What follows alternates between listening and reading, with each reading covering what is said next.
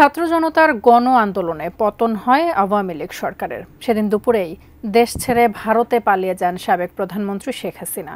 এরপর দেশজুড়ে মন্ত্রী এমপিদের পালানোর হিড়িক পড়ে। কেউ গোপনে মোটা টাকার বিনিময়ে সীমান্ত পার হচ্ছেন, আবার কেউ পালাতে গিয়ে গ্রেপ্তারও হচ্ছেন। এরই মধ্যে গুঞ্জন ওঠে বেনাপোল দিয়ে ভারতে পালানোর উদ্দেশ্যে যশোর গিয়ে গ্রেফতার হয়েছেন ওবায়দুল কাদের। আসলেই কি তাই, নাকি বিশেষ পাহারায় তিনি সীমান্ত অতিক্রম করেছেন? এমন প্রশ্ন ঘুরপাক খাচ্ছে বিভিন্ন মহলে। তবে কি ভারতে গিয়ে শেখ হাসিনার সাথেই রয়েছেন ওবায়দুল কাদের? এসআই রাজের রিপোর্টে দেখুন বিস্তারিত।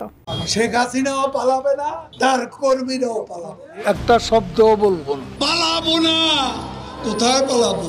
স্মার্ট বাংলাদেশ।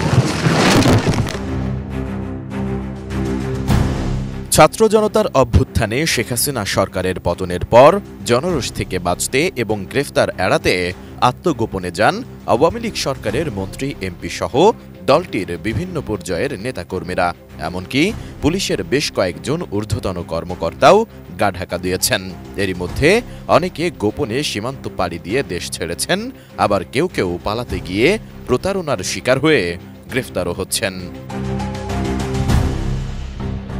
দালাল সিন্ডিকেটের সহায়তায় ভারতে ঢুকতে কেউ কেউ কোটি টাকা দিয়েছেন বলেও খবর চাউর হচ্ছে। তবে বিশ্বস্ত একাধিক সূত্রে জানা গেছে, কোটি টাকা না হলেও ২০ লাখ টাকার নিচে কেউ ঢুকতে পারেননি। পালানোর জন্য তারা ভারত সীমান্তকেই বেছে নিয়েছেন। ডিজাইন, এলিগেন্স, বিউটি, সেরা পণ্য সবার জন্য জেভিকো।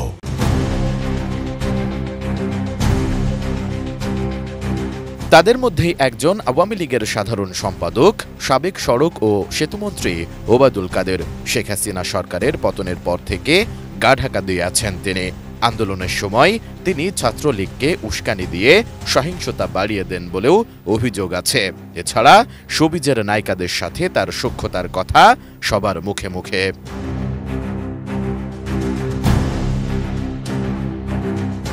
জাতীয় নির্বাচনের পর থেকে প্রতিদিন মিডিয়ার সামনে কথা বললেও বৈষম্যবিরোধী ছাত্র আন্দোলনের শেষ মুহূর্তে মিডিয়ায় কম কথা বলতে দেখা যায় তাকে। সবশেষ ৪ আগস্ট ধানমন্ডিতে আওয়ামী লীগ সভাপতি শেখ হাসিনার রাজনৈতিক কার্যালয়ে এক সংবাদ সম্মেলনে শেষবারের মতো কথা বলেন ওবায়দুল কাদের। পালাবো না। কোথায় পালাবো? পালাবো না। প্রয়োজনে ফখরুল সাহেবের বাসায় গিয়ে উঠবো। কি জায়গা দেবেন? কয়েকটি সূত্রে জানা গেছে, ৫ আগস্ট মধ্যরাতে খোদ আওয়ামী লীগের সাধারণ সম্পাদক ওবায়দুল কাদের যশোরে চলে যান।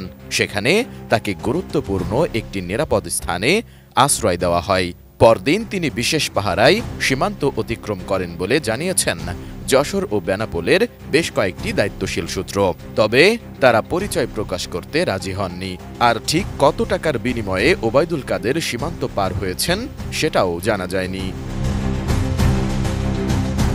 যদিও এর আগে আরেকটি সূত্রের দাবি ছিল, আওয়ামী লীগ সাধারণ সম্পাদক এবং সাবেক সড়ক পরিবহন ও সেতুমন্ত্রী ওবায়দুল কাদের ৪ আগস্ট রাতেই দেশ ত্যাগ করে সিঙ্গাপুর চলে গেছেন।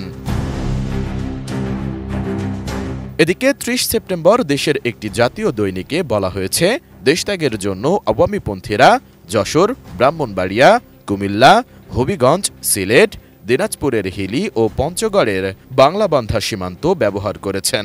তাদের পারাপারের কাজে বিভিন্ন সীমান্তে গড়ে উঠেছে একাধিক চক্র। এ চক্রের সদস্যরা প্রভাবশালীদের পার করে দিয়ে বিপুল অঙ্কের টাকাও হাতিয়ে নিচ্ছে বলে ওই প্রতিবেদনে জানানো হয়েছে। এসআই রাজ, এটিএন নিউজ, ঢাকা।